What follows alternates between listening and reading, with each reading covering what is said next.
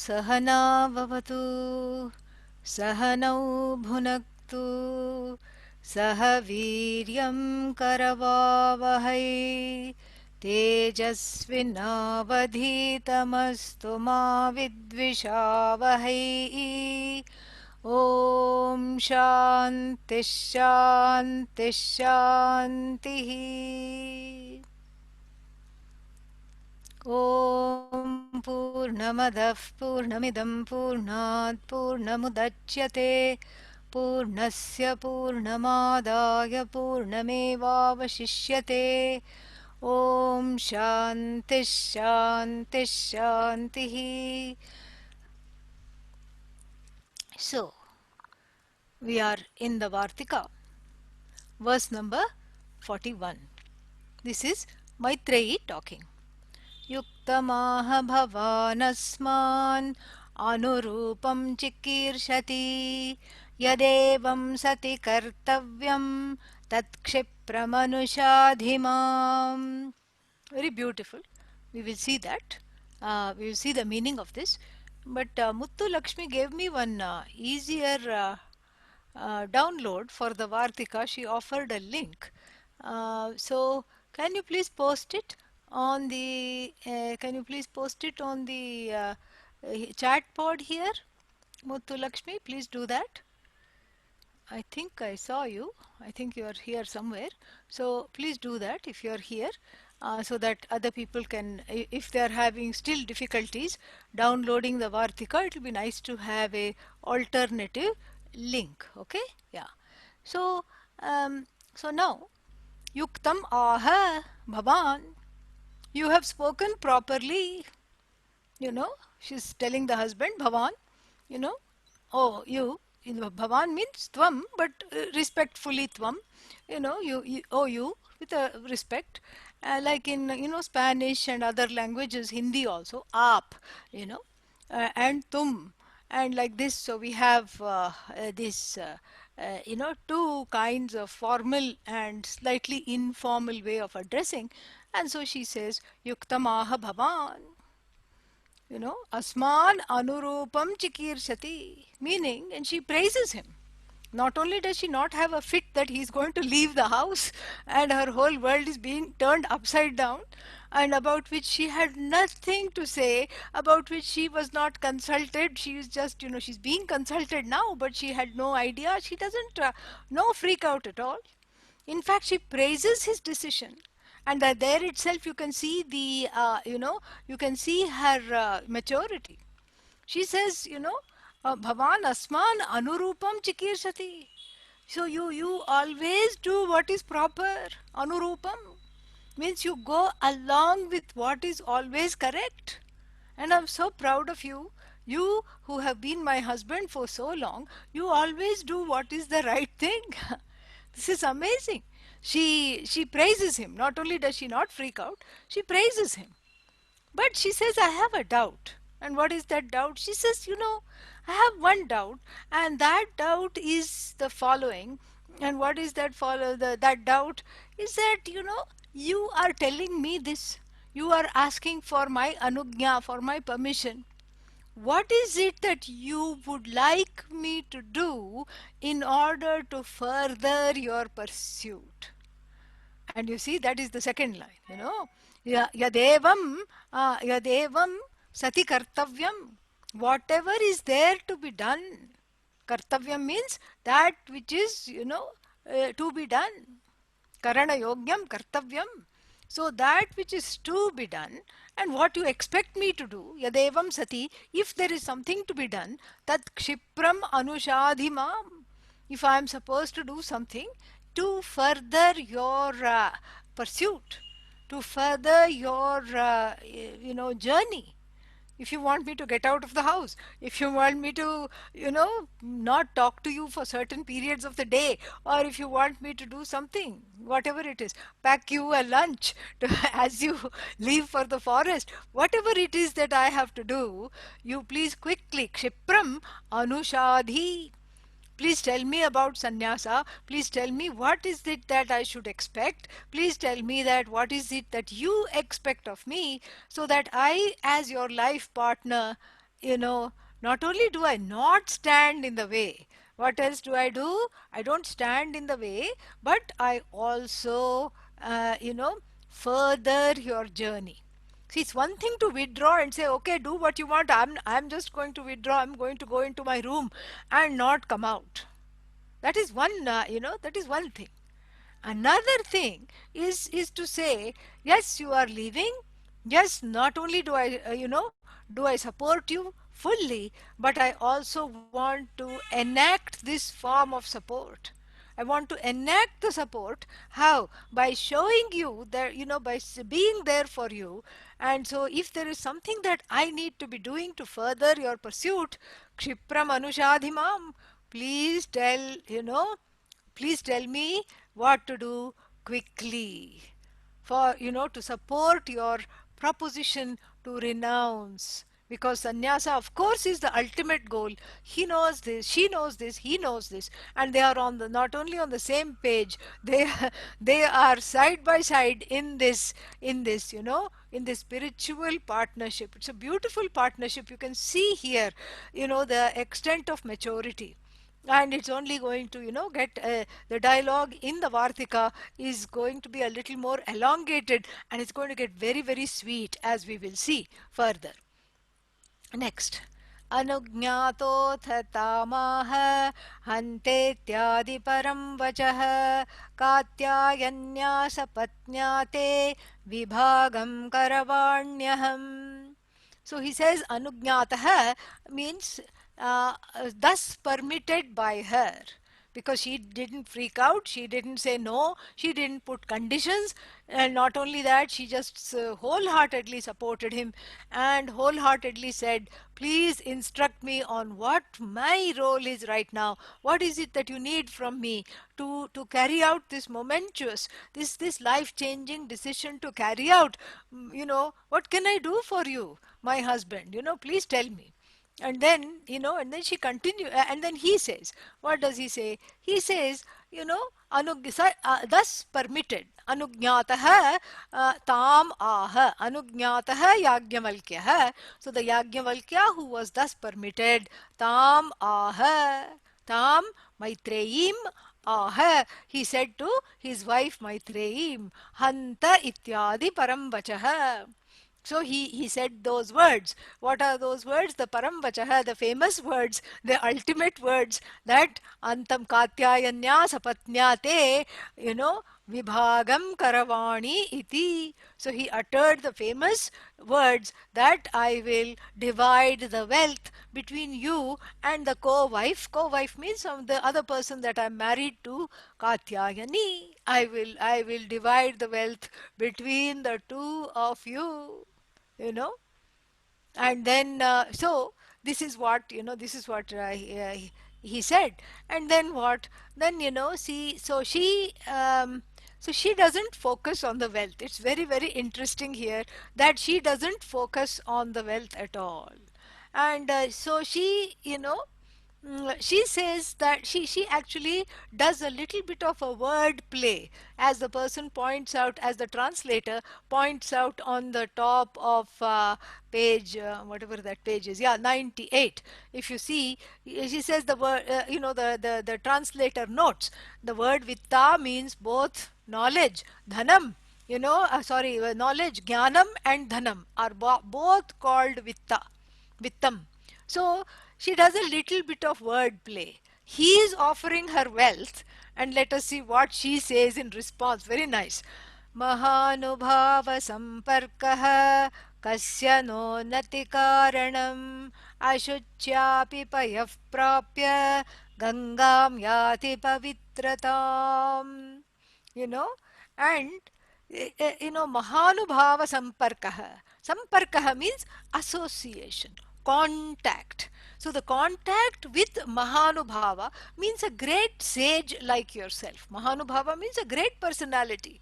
You are not an ordinary person. I know I'm married to a, stalwart, a sage. So Mahanubhava samparkaha. So the contact with a great sage like yourself, and what happens? Kasya, in what manner? How? Na unnati karanam, we have to add, bhavet. How can an association with you, with an with a person like you, who is an exalted person, who is a wonderful person, how come that connection with you is what? Na unnati karanam bhavet. How can it not be an uplifting connection? Yeah, how can it not be an uplifting connection? So unnati means ut, again udyasyan, he said, going upward, so that the upasarga, the prefix called ut, has this sense of upward pushing, and so this sense of upward movement, upward pushing upwards. So of course, being with somebody like you, definitely I will have kalyanam, unnati, progress, and prosperity is all granted. Just by being with you, I will have everything. I know that. You see, she doesn't talk about Vittam here.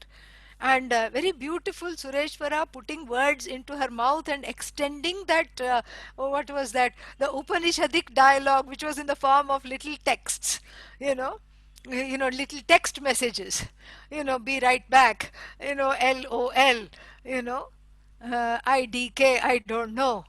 All these kinds of little aphorisms. The Upanishad, unfolds in the form of these aphorisms, and here Sureshwara fills in the blanks. Upanishad has a lot of blanks. We don't know what is going on in the mind of our dear Maitreyi, but thanks to Sureshwara, we get this nice, look into her personality.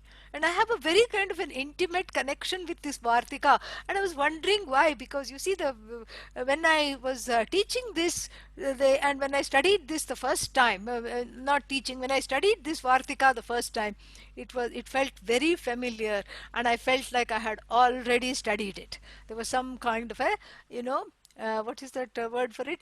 Deja vu connection. So some kind of a deja vu was there, and this is something which is, very beautiful Vartika. So then, she is unflappable. She does not get defensive. This is something very beautiful. She does not get offended that he is first of all going away, and then to add insult to injury, he is assuming that she is not a candidate for this knowledge, number two, and number three, insult on top of another insult. He thinks she is money minded, and he's dividing the money into two equally between him and the other co-wife. She's what is that? She's what is that? He's equating her to Katyayani, who we don't know anything about. Whether she was interested in money or no, not, we don't know. But she was definitely not interested in this knowledge. Otherwise, she would have featured in the Upanishad as a student. But she doesn't do that.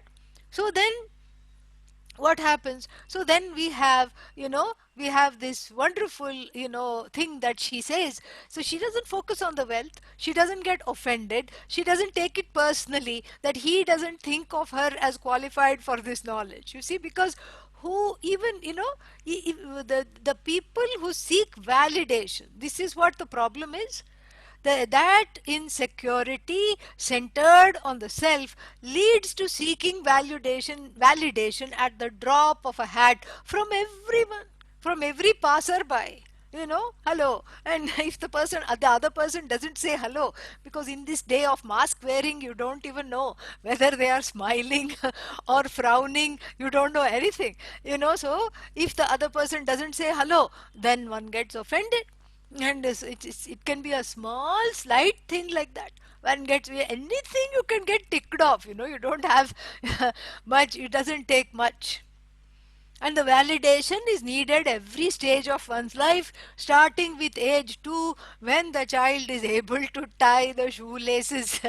When the child is able to tie the shoelaces for the first time. Yippee, mommy, daddy, I did it.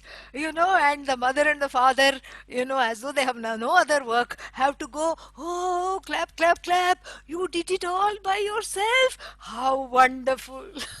They have to, this is called good parenting. You have to do that repeatedly. And then and then at age 2 it is understandable the child is insecure and the person the parents are its world. But even at 92, am I okay? Am I okay? This is what the person will say. Everything is shaking, like the Bhaja Govindam says. What is that? Palitam mundam, and then dashana vihinam jatam tundam vriddho yati grihitva dandam tadapi no munchati asha pindam. Very nice, very alliterative, you know. So, vriddho yati grihitva dandam. So here is an elderly person going about where going going about with a stick for support. 92 years old, with a stick for support. And then what? And then the head is hairless, the mouth is toothless, and then the body is bent over on this stick. And then what? Still the person is carrying a big burden of desires. Why? Because this inner insecurity is not at all resolved, is not resolved at all. And this insecurity is the problem. This insecurity centered on the self is the problem, and therefore that has to be dropped. And here we find in Maitreyi, I mean, how is she for real? That is what we have to ask. We can be all praises for Yajnavalkya, but after all, he is a person of knowledge, and she has not really heard of Vedanta, except perhaps he's teaching somebody or chanting something or reading something she has understood, but her understanding is somehow equal to his, a matter that she acknowledges in this verse. And then she makes a commentary of her own with a beautiful example. And what does she say? That association with the great ones like yourself. She doesn't say like yourself, but it is understood. How can that not be the cause of any kind of upliftment in life?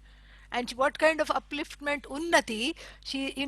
She says unnati after he gives her money, but then this unnati is nothing to do with money. Unnati also means moksha, the ultimate progress. So the cause for progress is just an association with the Mahanubhava. And it's as though she has already studied the Mundakopanishad, whose words she is echoing. Natasya kule abrahmavit bhavati. Towards the end, you see in the Mundakopanishad, what a beautiful statement. In the house of a jnani, even a milkmaid is enlightened. To this knowledge is the promise of the Mundakopanishad. The paper boy, or girl, the milkman or milkmaid, the person who comes to fix the cable TV, and anybody walking in that house, in any capacity, as a friend, as a server, some kind of helper, caregiver, or anything, is not without this knowledge. Wow, what a lovely promise. Why? Because the person is always in the knowledge, the person of knowledge. The Vedantin, that's why it's called Vedantin. Who is a Vedantin? The one who is in Vedanta all the times. Vedant in. Okay? So that is how to remember. So the person is immersed in Vedanta like the gulab jamun is immersed in the sugar syrup. Bobbing up and down, no. Nicely sunk and full of its own glory. And any association, even the shortest one, has the power to bless, if not with this knowledge, at least at first with a sense of deep peace. Deep sense of peace, because they bring you back, the very association with the saints brings you back to yourself. You feel better just for having sat there with them, even though they might not have talked, even though they might not have said much, you feel that. And then so she acknowledges this, because she says, I've been living with you and I know this to be true. You have been just so amazing, and I know I don't have to worry about my life even if you go, because I know that your association in my life has sanctified me. Beautiful. And that's the next line she says, talks about the sanctification through a very nice, what is that called? Illustration. Ashuchi api. Ashuchi api payaha. Payaha, water. The water, you know, a ditch water, let us say, a small little ditch water of what is that called, white waste we call it, where it is, dishwashed water. And then what else is there, when you wash your clothes, that water, it's not sewage, it's some kind of a, a slightly used water. And then, so this dirty ditch water, goes and joins the Ganga, flows into the Ganga. You see this happening in Haridwar and Rishikesh, where there are kind of open drains. Up till now, they are like that in front of the houses.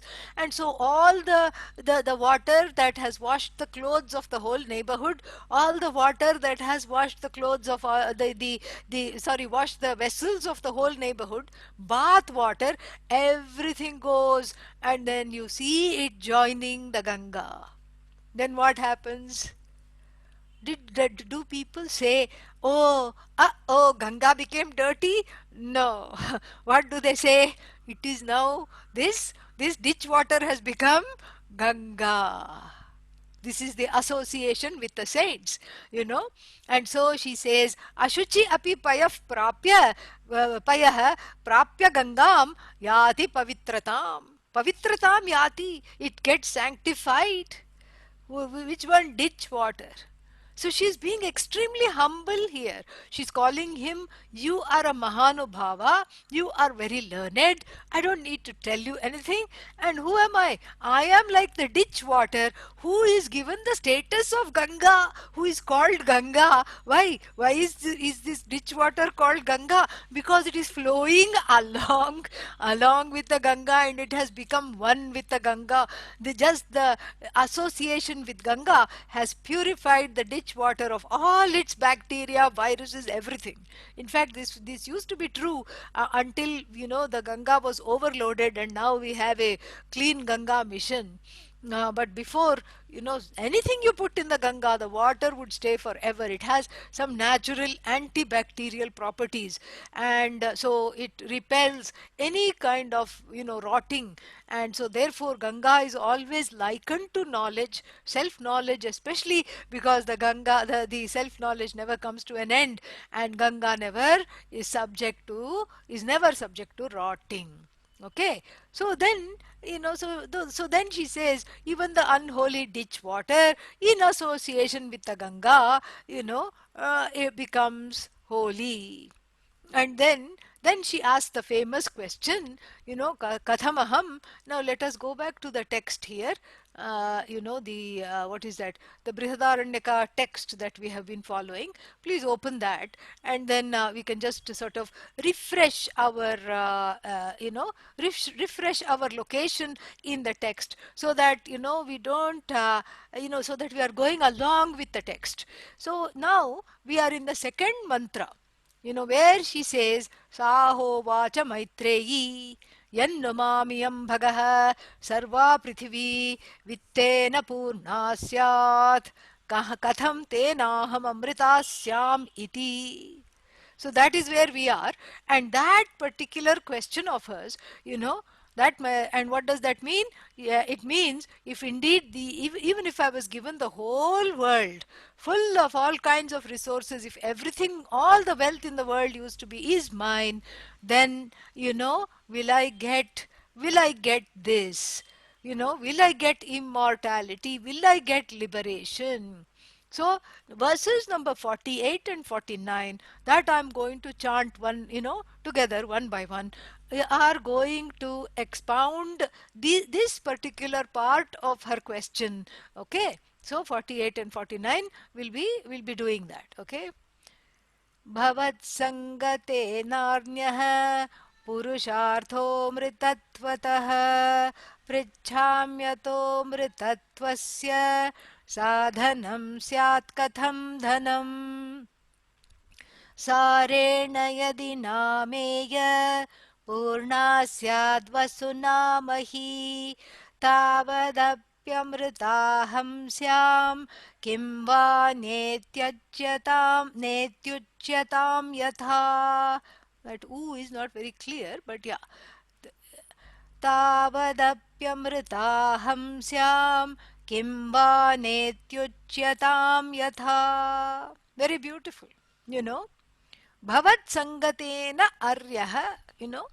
So I have understood, you know, through my association with you, that, you know, what have I understood after all this married life? You know, so if you ask an old married couple, what have you learned after being married? They will say, oh, the husband might say, I think my wife likes this color. I think she's put off by that.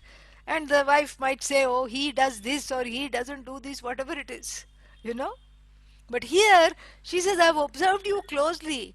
And one thing, if I have understood by being with you for so many years, is that moksha is the parama purushartha. Moksha is the ultimate goal of life. I have understood that much.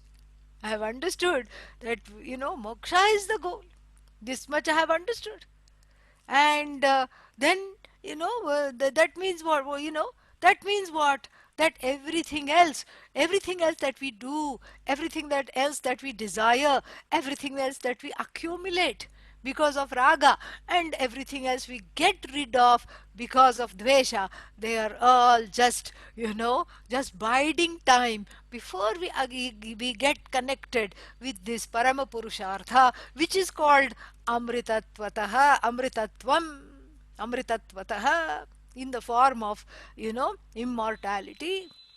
Immortality again, and she is very clear on this, does not mean that you don't die. This would be that the body is not subject to death. This would be some kind of new age, you know, some kind of new age idea.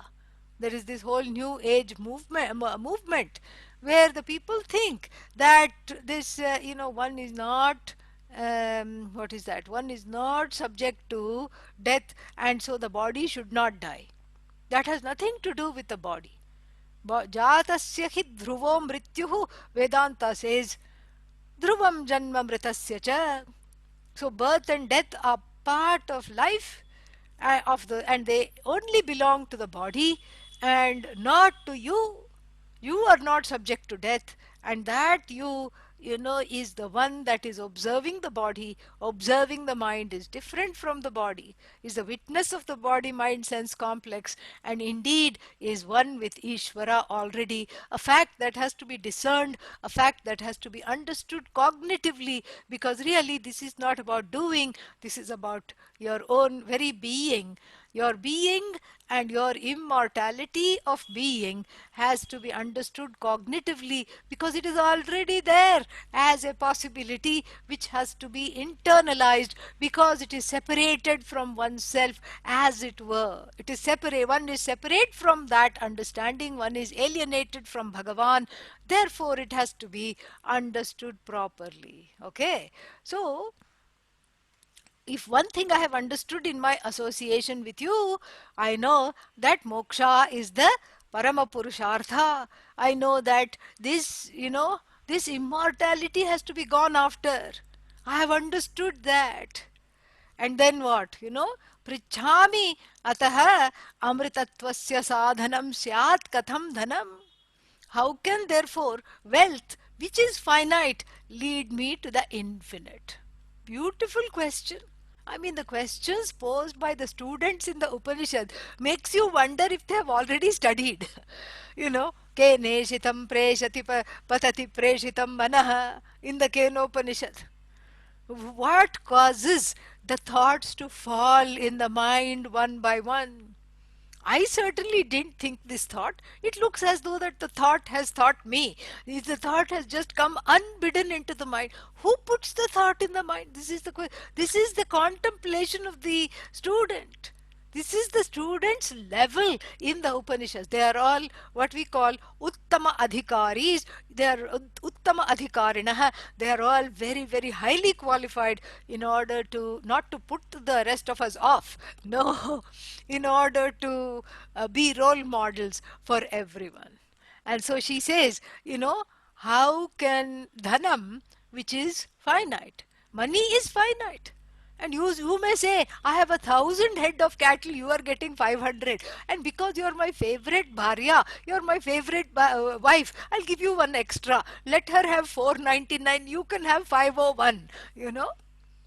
501 is also, finite oh 01. Okay, it's not just 501, it's finite. And even if the richest person in the world, now I believe it is now back to Amazon per person, because in all this quarantine and lockdown, everybody is relying on packages. Yeah. And so therefore, this is what, she says, that this is finite. Everybody has some kind of a limit, and no matter how much money you have, there is a limit to it.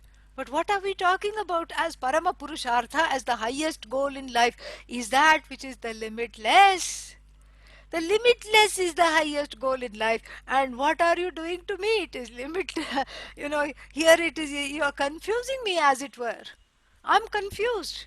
So how can the finite lead me to the infinite? Is there not a sadhana sadhya asambandha?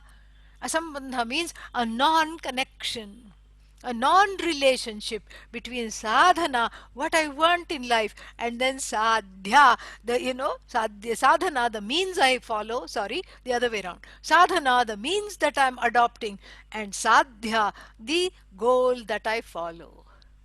So if you want to go to New York, now New York is safe to go because cases have come down. So let's say you want to go to New York. Then what do? You catch a plane going to New York, simple. But then you get down and then you find yourself somewhere in San Francisco. Then you say, how come this happened? And then somebody says, again, you just try again. You try again and again you land in San Francisco. Again you land in San Francisco, And this shows that there is the sadhana that is being followed is not in tandem, it's not leading to the sadhya, the goal. And why is it called goal? Because if you don't find it, why is moksha the goal? Because if you don't find it, you go goal, round and round. You keep going round and round. That's why it is called goal. And so here, the wrong means are being adopted. The means of action, which is actually what Adi Shankara talks about in the introduction, in the Upodghata Bhashya, which means the introductory Bhashya to this particular subsection of the Yagyavalkya Maitreyi dialogue. He says two brilliant things. First, what is that? The candidacy of Maitreyi for self-knowledge, he ratifies. He says she is naturally akarta. She is not a doer. She is not sitting and doing the rituals. The husband may be doing the rituals. She may be holding his hand or, making some prasad. That's a different thing. He is the karta. She is not even eligible to do the rituals, societally speaking, culturally speaking. So therefore, if you are not eligible to do rituals, what are you eligible for? Self-knowledge. Wow! This is not a small thing. Adi Shankara's brilliance shines through when he posits her as a candidate for self-knowledge. Then the second brilliant thing he does is that, this whole discussion about money, that whether money is a means to self-knowledge, he clarifies that, wonderfully by saying money itself is not a means to self-knowledge. But money can, give you comforts. Money can help you, do rituals. Because any homa you do, homa means fire rituals. They are all costly affairs. This is never a cheap homa. In fact, the two are, anachronistic. They will never be together.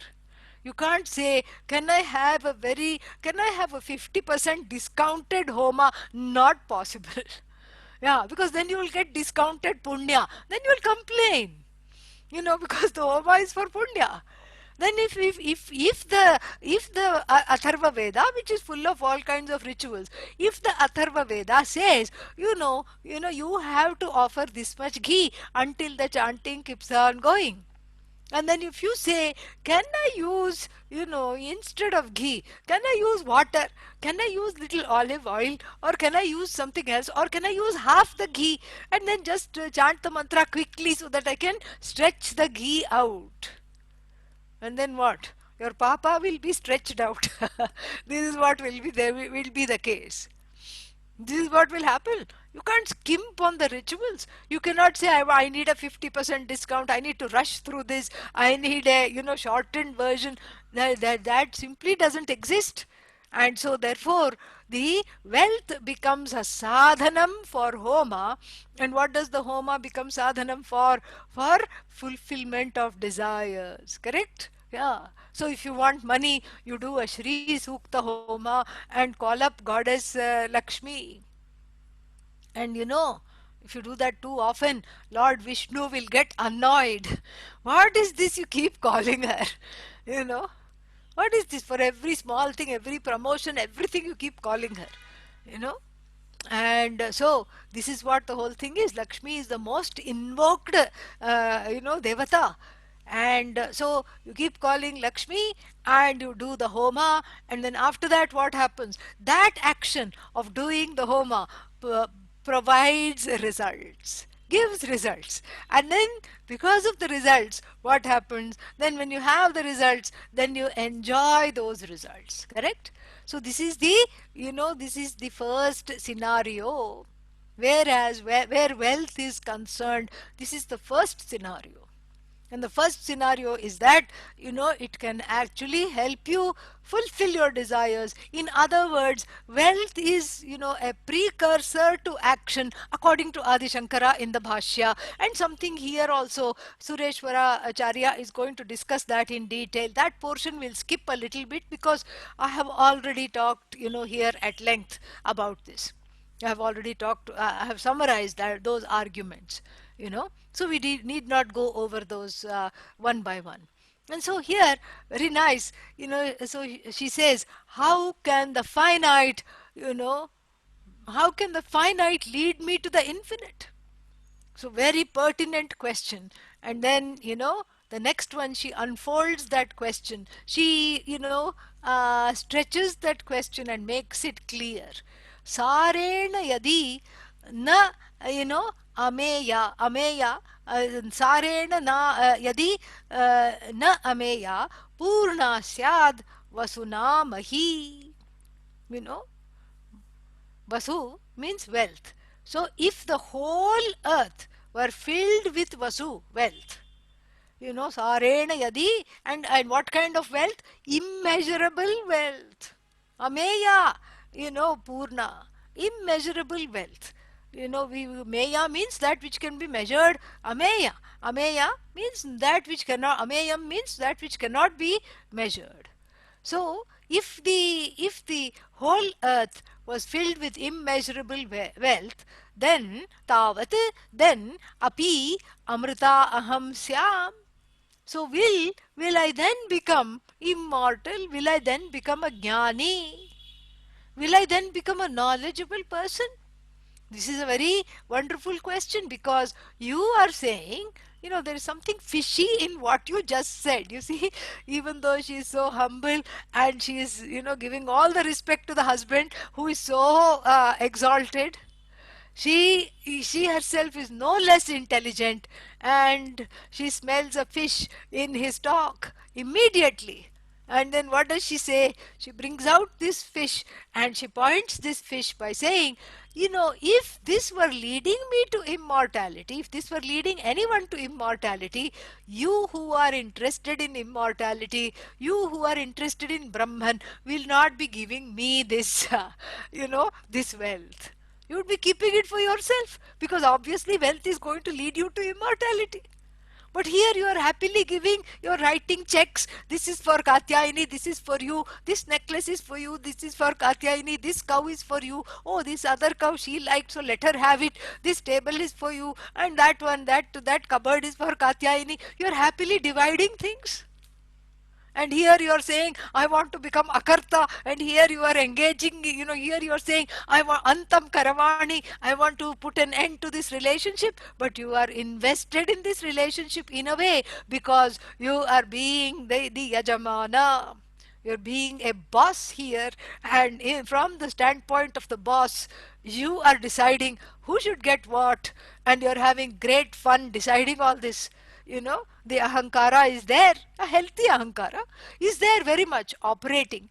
And then, what are you doing here? So now, you are, now I ask you the question, forget your wealth, because he said it is my wealth, I'm going to divide between the two of you. Forget your wealth. Let us imagine that the whole world's wealth belong to me right now. Now tell me, am I enlightened? Am I a jnani? Will I become a jnani now? Tell me. This is what she says. Very wonderful. And this is the karate move. I told you that she does a karate move. So here the ball is now squarely in his court. And so the ball is now squarely in his court, and he doesn't, he must have said, let me have a drink of water before before I answer your question. you know let me have a drink of water, he would be saying. But I think she continues here. Yeah, so she continues here, and she continues here in verse 50 also. Satta matrenopakarini dhanani dhaninam nahi kriya dvaropakarini yato taf prijyate kriya.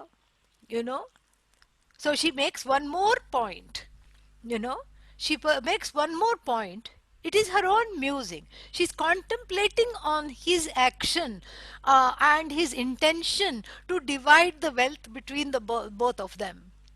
And then she's offering her musings in the form of questions. And the burning question of the day, of the morning, as soon as this dialogue has started, is how can wealth that is finite lead me to the to discovery of myself as infinite. So then she muses further. Satta matra upakarini. Upakarini means in the matter of, satta matra upakarini, dhanani dhaninam nahi. So the wealth is not important for the sake of wealth alone. So the rich people do not look at their wealth and then keep it in the bank and then it brings a big smile to their face and that's about it. No. So it is satta matrena, means not just by existence alone does the wealth, does the wealth come of use. That way there is so much wealth existing in all kinds of bank accounts. Why are you not happy? Because it is not in my bank account, correct? It is in the neighbor's bank account. What good is that for me? If it is sitting in your bank account, it is not going to help me at all. then when does it help? When I can get my paws on that money and I can use it to kind of manipulate the resources in the universe, when I can buy something, sell something, do a fire ritual, or do spend the money, or even give it as dhanam, and have feel good about it. So therefore, she makes another important point. Indeed, she says, nahi, indeed, not indeed are the riches of, of the people who are dhanis, dhaninam, for the wealthy, dhanani, satta matrena upakarini, na. Just by their own existence, the wealth, just by its own existence, is not of any use for the wealthy. Then what does it do? Kriya dwaram, you know Kriyadwaram apavritam. So the doors of action are opened as a result of wealth. Wealth leads to action. She knows this also. Very interesting. Because the wealth is sitting in the bank account, you're not just happy looking at it. Something has to be done. It invokes in you the doer. You have to, if nothing, you have to watch the stock market. And, some people are there with, I don't know what they do. It is a big mystery to me. And I just know that somebody I saw with three, four computer screens. And I said, what are they doing? They're looking here, looking there, talking on three phones, sell, sell, sell, buy, buy, buy. No, I know, not buy, buy, B-U-Y, B-U-Y, sell, do this, do that. And then looking here, looking then, getting all tensed up. And this is very interesting because here, this is what the money makes you do. And what does money do? Money opens doors. And what is the door that is first opened through money? And kriya dwara, upakarini. Kriya dwara upakarini. She opens the doors of action. Money opens the door of action. Because only through action does money become useful. And then, and here you are. This is the fish she smells, you see. This is precisely the fish. What is the fish? Here you are dropping action, dropping institution, dropping me as your wife, dropping Katyayani. Poor thing, she doesn't know it yet, but you will tell her. So you're dropping all these things, and then you're giving me wealth, which is going to ensnare me into more and more action that you are dropping. And why, oh dear husband? He called her honey. She says double honey. Oh, double honey. Honey squared. How come you're doing this to me? You are putting me in the whirlwind of action as a result of this money, because the money is a sadhanam, is a means for actions such as fire rituals, etc., in order to get various what is that, papa, punya, everything. And then and so yataha ataha prichyate kriya. So therefore I asked you the purpose of this action. What is the purpose of wealth? A, if it is not going to, is it going to lead me to the, see, he breaks up her question into many parts. Part 1, what is the purpose of wealth? Is wealth going to lead me to infinity? Part 2, wealth seems to be putting me into, or putting anybody who owns it into a kind of a whirlwind of action and making them into actors. You seem to be dropping the action. What is going on over there? And part 3, so if this wealth is going to put me, is going to put me in action. And what do I want? She's implying it, but then she'll come out and say it in the next verses. I want knowledge just like you. Don't underestimate what I want. More importantly, don't take for granted what I want. Don't assume that what I want is different from you. And so, if I also want knowledge, oh dear husband, what is the, what is the, what is the answer to this? What is the purpose of wealth? Very, very beautiful question. And it shows so much maturity. And we have to understand one thing. Wealth is, the people are very subjective about this question of wealth. And even in certain religions, we have, I think in the Bible, there is a sentence, there is a vakya in the Bible. What does it say? It says that even the camel can pass through the needle's eye of the needle. Imagine. Camel, if you can imagine, so big. Eye of the needle, you can't even see if you are 40 years old and above. If you are above 40, you can't even see the eye of the needle without some upanetram. Upanetram means glasses. Okay? So the camel can pass through the eye of the needle, meaning the camel becomes as thin as a thread. But the rich man cannot go through, cannot enter the gates of heaven. You know, there is a saying in the Bible.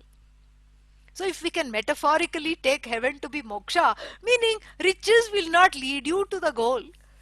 And even a camel can go through the eye of the needle, but rich, if you are rich, you cannot go through. And similarly, in the Catholic tradition, which also has monasticism just like us, there is a kind of a the monastics take the vow of poverty.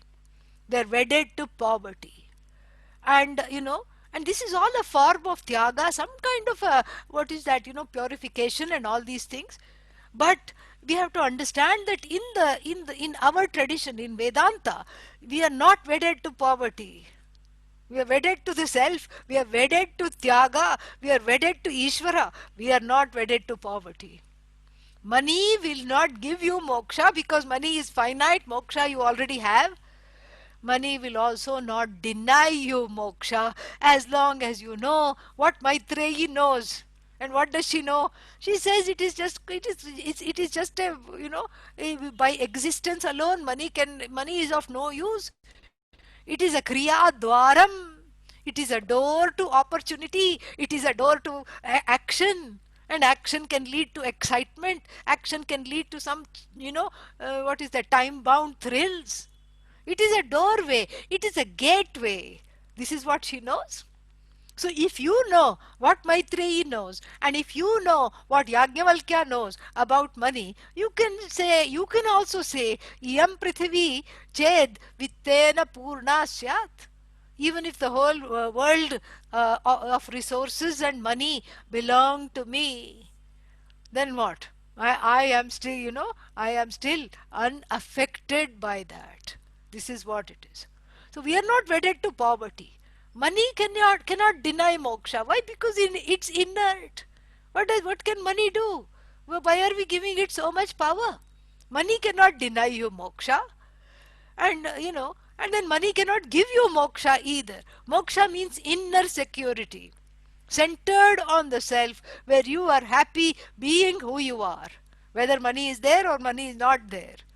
So therefore her question, is very interesting, because we have to do this little clarification about money and moksha, because there is a lot of subjectivity surrounding this. And many people are afraid to take up the study of Vedanta, because people tell me, you're going to make me give up stuff. You're going to make me give up things. You know, keep all your things, okay? Yeah. Like I said in the earlier class, you can own a lot of things, but how many things do you really possess? That possession is the problem. So it's not the things, it's the relationship that you have to the things.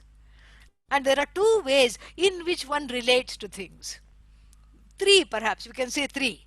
So one is the way that of Maitreyi and Yajnavalkya, where they are very objectively looking at money here, which is a very prime pursuit in life for most people who don't have for whom the spiritual avenue has not yet opened. And so that is one way, that is the way. And then if that way is not there, there are two other ways of looking at anything that you own, including money. So the one way is to give it a value over and above that which it already has. Meaning, you have something in your life, whether it's a person, whatever, person, thing, place, whatever it is, object, a relationship, whatever it is. You have something in your life, and then you look at it, and it means something to you more than what it is. In other words, you don't see it for what it is, you see it for what you think it might be doing to you. That is the subjective interpretation. So therefore, you superimpose a value over that thing which it naturally does not have. It doesn't have, and so there is a subjective value overlaid on the thing, and the subjective value on the thing says what? Oh, I will get this if I have this. And money is a wonderful example here. If I have money, I'll be happy. If I have money, I'll be secure. If I have money, I'll be famous. And if I have fame, if I'm famous, then I will be somebody. If I'm somebody, then this emptiness within me will be gone. You see how the whole thing? Yeah, this is very, very interesting. And so then, this is something which is to be seen properly. And so that is one particular overlay, that is one particular what is a subjectivity, and it has a name in Sanskrit. It is called Shobhana. I'm writing that in the chat pod also. It's an important it's an important concept. I want you to remember it. Shobhana Adhyasa. Shobhana Adhyasa means putting a value, overvaluing something that is already there. Adhyasa means throwing. So projecting. Throwing here is projecting. Projecting a subjective value onto something that it already doesn't have. Objectively, it is simply what it is, you know. It's like just like so many things, and you think that, oh, just just like we have that classic example.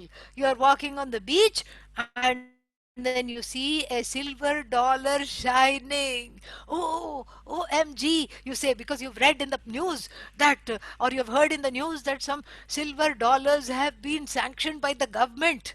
$10 coins made of silver, limited edition. And then you say, oh, somebody has dropped it. Finders, keepers. You run in the sand. And so difficult to run in the sand, but you run, run, run. You're out of breath. And then you pick it up. Ah, ah. What was it? Mother. Mother of pearl. Okay? Yeah. And mother of pearl. This is an adhyasa, because where was the silver? Where was the silver dollar? Where did it go? Did it hide under the sand? Was it taken away by the waves? No. The silver dollar, well, it was already in, it's a personal, projection. The silver dollar which was here was projected where it was not, and projected onto the adhisthana, the basis of what? Of this projection, which is a shiny piece of shell. The mother of the pearl. Yeah, at least if you had found the pearl, it is worthwhile. But the mother of the pearl, then you are disappointed. Oh, you throw it back into the waves. Okay? Yeah. So if you are, if you are in the Shivananda ashram in Bahamas, you can have this exact experience, because that is right on the beach, and you can just walk and then pick up all kinds of things that are shiny and wonderful, and they call you. So why do you respond? Because that raga dvesh, that raga for it is there, and so you project your projected raga. Here is called Shobhana Adhyasa, where all the things in your life take on a value added. They become more valuable for no reason at all, because of your own subjectivity. Then, of course, we have the opposite of it, which is simply Ashobhana Adhyasa, which is negated, So, Ashobhana Adhyasa. Ashobhana Adhyasa means, that where you devalue something because of your own personal likes, dislikes, and the overlay of those likes and dislikes onto something, usually dislike. Let's say one dislikes a person for no reason, but then that person comes, and then you feel like you're saying something mean or wrong or bad. This is Ashobhana Adhyasa. They seem to bring out the worst in you. They are fine people, no problem. But the moment they come and pass by, they bring out the worst in you. And after they leave, you say, I'm not a bad person. What happened to me? Why did I react? Why am I, being ticked off in certain ways? What is wrong with me? Why is this happening? So next time this happens, you can say, I'm having a little Ashobhana Adhyasa attack. ASA, okay? Yeah, Ashobhana Adhyasa attack. Or you can say, or when you value something overly and then you get disappointed, you can just step back and say, it was just an SA, Shobhana Adhyasa attack. That's what it is. So that is your homework, okay? Until the next class, you can watch how many times you are attacked by Shobhana Adhyasa and how many times Ashobhana Adhyasa. And then you can write to me in this chat pod and then we can look at it, when we meet again in the next class. ॐ पूर्णमदः पूर्णमिदं पूर्णात् पूर्णमुदच्यते पूर्णस्य पूर्णमादाय पूर्णमेवावशिष्यते ॐ शान्तिः शान्तिः शान्तिः हरिः ॐ श्रीगुरुभ्यो नमः हरिः ॐ